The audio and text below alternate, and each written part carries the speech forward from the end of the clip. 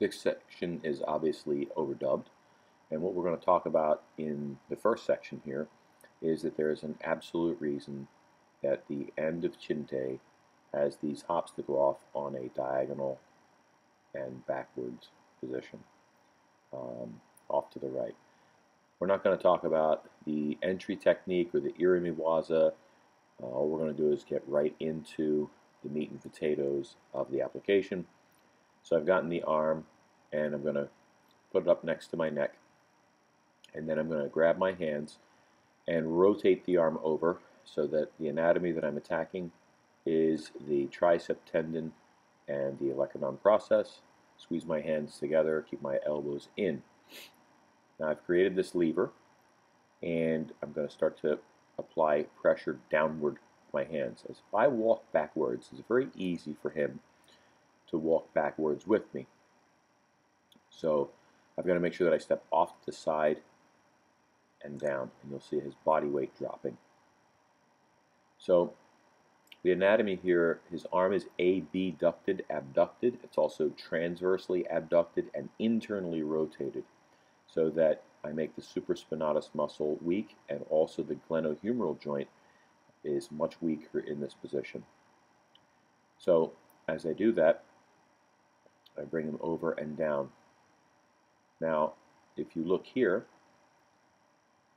as I'm applying my pressure, I've got to make sure that I'm going in the right direction. If I go off in the wrong direction, it makes it much easier for him to defend. But as I yank down, pull back a couple of times, going backwards, it creates a lot of pain and pressure.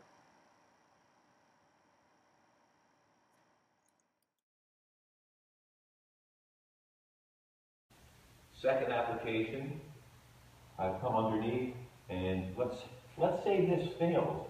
Okay, let's say this fails, and he pulls his arm off. All right, and I'm going to take him off.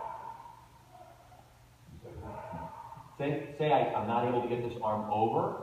I can't twist it over, and it comes down. So I'm just going to pull it off, lift it up, and come to this position. So I'm in a wrist lock position now. And in the wrist lock position, I've got my hands in the same angle. If I walk him forward, yeah, I've got a little bit of a come along, but he can walk forward just as easily as I can. If I walk backwards, he can walk backwards. If I go backwards to an angle, watch his feet. He's off balance. As soon as I move to the side and back, so if I move to the side, I'm off balance, he's off balance. If I move to the front, we both move to the front together. If I move to the back, we both move to the back together. But when I start to take the hand and I pull it out and away, this way, and what I'm doing is I'm taking the wrist and twisting it and I'm pulling it in. So I've got the come along, I've got the chicken wing. And then as I step backwards, stepping backwards is one thing, and I pull. Now, adding the jump or the free hop. So if I'm on this line here, and I'm going to come off to the center, off of the center, back to a specific position, watch here.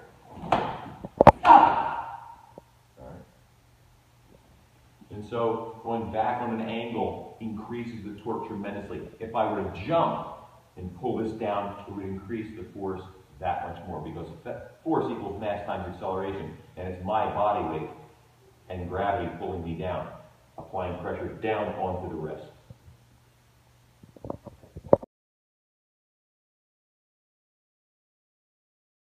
Again, overdubbed here, doing the opening movement to Bassai Dai. Depending upon the length of the person's arm that I'm attacking, or my arms, I may have longer arms, I may be shorter or taller, he may be shorter or taller the same way. By making a very slight variation, we can change from one Kata application to the next. This is a very easy example. Bring the arm over, lock my hands together in the position that Chinte starts.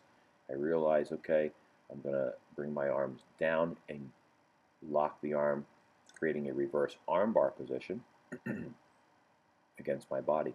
So my hands come down, I lock the shoulder, the elbow is straightened. So as I change the lever, I apply the hands in the downward position. My feet are together, provide me with the pressure that I'm applying downward, Again, my hands are in the opening position for the Bassai Kata. Depends upon what version you study. And applying pressure down here, I can get a tap from a standing arm bar. However, if I start to jerk and bring my knee up, smashing him in the face, sliding in and either dropping an elbow down or using a hammer fist, coming into a close atachi position to drop my body weight down, I effectively get this strike to the side of the neck. I also have in my left hand,